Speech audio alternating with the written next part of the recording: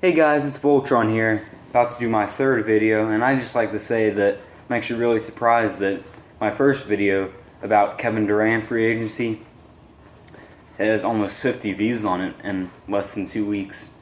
So I thought that was like kind of weird and interesting. And yeah, and if you saw my second one, it wasn't that well done, and I didn't really like it, but I don't know, I was pretty tired when I made it. It was around 10 or 11, and I don't know. I've been playing basketball a lot of the day.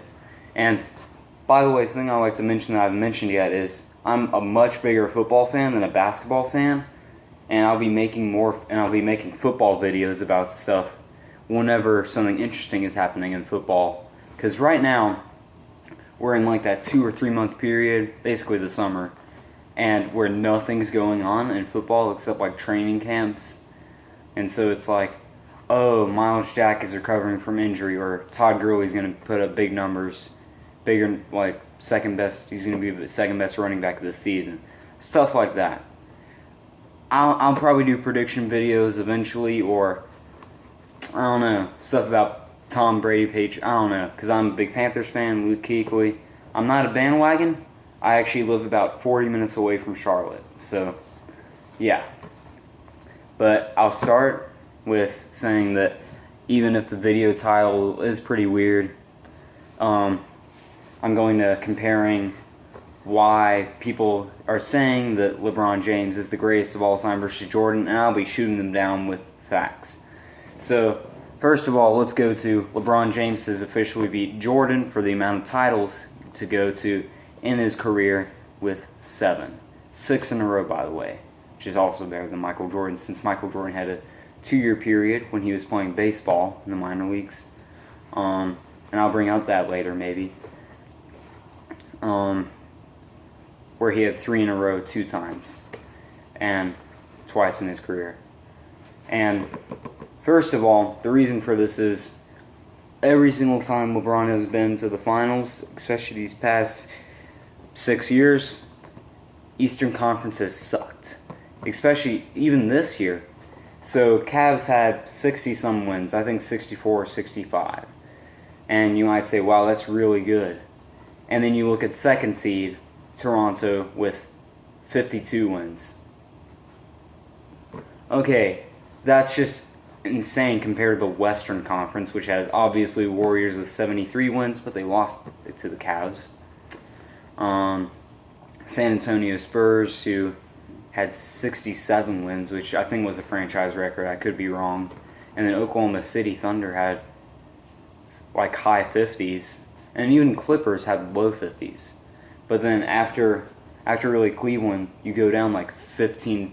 You go down like almost by 13 to 15, and then 48 wins for like seeds 3 through 6, and then I think Detroit might have had 40 like itself, and below 500 in the East, and that's bad. And whereas Michael Jordan had to face like Larry Bird in the East, and I'm like Larry Bird and the Celtics with him and Kevin McHale, Larry Bird and Kevin McHale. Detroit Pistons, the Bad Boys with Isaiah Thomas, Bill Laimbeer, Dennis Rodman, and of course Dennis Rodman eventually joined the Bills. So yeah, and also go up against, heck, even like not really that much, but Indiana Pacers and New York Knicks. They were also big teams back then. To Reggie Miller on Pacers and Patrick Ewing for the Knicks. And so, okay, next one. Oh, crap. Okay, athleticism or whatever. I think that, and honestly, I think LeBron is a bit more athletic, like overall as a player. I mean, he's just huge, and he can, if he's driving into the paint, he'll score. If he drives the ball, he'll probably score. And I think he does better dunks than Jordan. I don't know if I'll be arrested or something for saying that, but that's what I think, and that's my opinion on it. But also, But something, the whole minor league baseball thing shows the diversity of Michael Jordan's athleticism. Because even though LeBron has a huge stride and I'm going to say it not sounding like weird or anything, but he's very muscular and he's very strong. And yeah, but I don't think he's I don't think he's as fast or anything like that as Michael Jordan, and I don't think he could play multiple sports like MJ. And I know we are just focusing on greatest of all time in basketball, but still, that's insane. All right, so this one's kind of is. LeBron James didn't go to college, and Michael Jordan went to the University of North Carolina for 3 years. And you might say, well, wouldn't that give Jordan an advantage? Not really, because LeBron was drafted 1st overall, Michael Jordan 3rd overall, behind... I actually forgot who he was drafted behind. I remember it was some really good big man. Maybe Hakeem Olajuwon. That was who it was. And...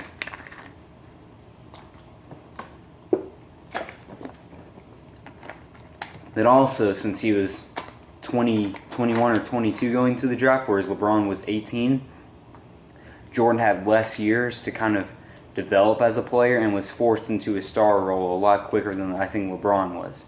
Even though LeBron kind of made himself a star, I think, I don't know, that's what I think.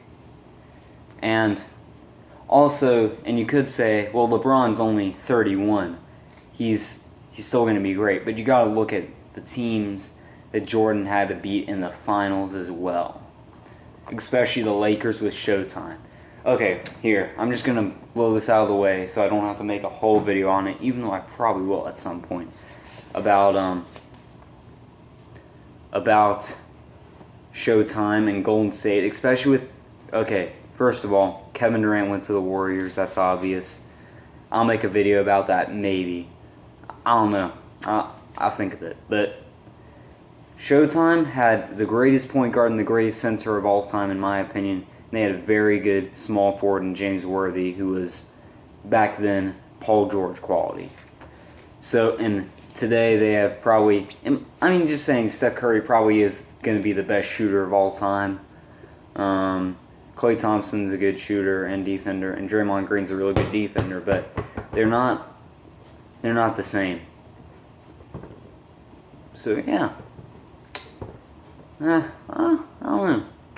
I'll check out the video sometime. So, bro!